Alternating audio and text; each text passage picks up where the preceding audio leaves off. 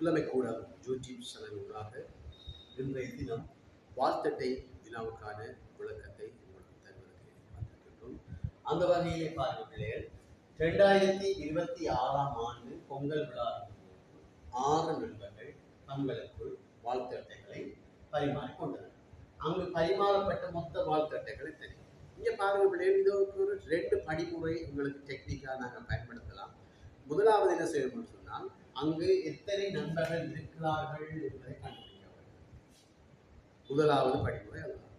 அந்த முதலாவது படிமுறை அந்த 6 நண்பர்கள் இருக்கிறார்கள். அந்த 6 நண்பர்களிலிருந்து 1 கழிக்க வேண்டும்.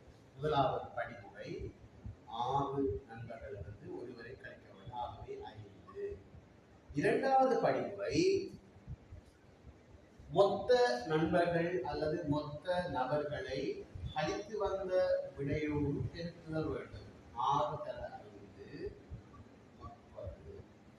ஆகவே இங்க பிள்ளைகள் பார்த்தீங்கன்னு சொன்னால் வாழ்த்தட்டைகள் பரிமாறப்பட்ட வாழ்த்தட்டைகள் 30.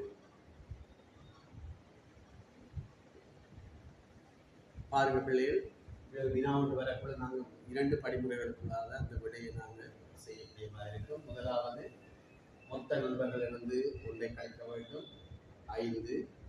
இரண்டாவது படிமுறை மொத்த நண்பர்களையும் கழித்து வந்த விடையை பெருக்குகின்ற போது அதற்கான சரியான விடையை நாங்கள் கண்டுபிடிக்கலாம். ஆகவே 30 வாழ்த்தட்டைகள். இந்த வினாவுக்கான விடை 30 வாழ்த்தட்டைகள்.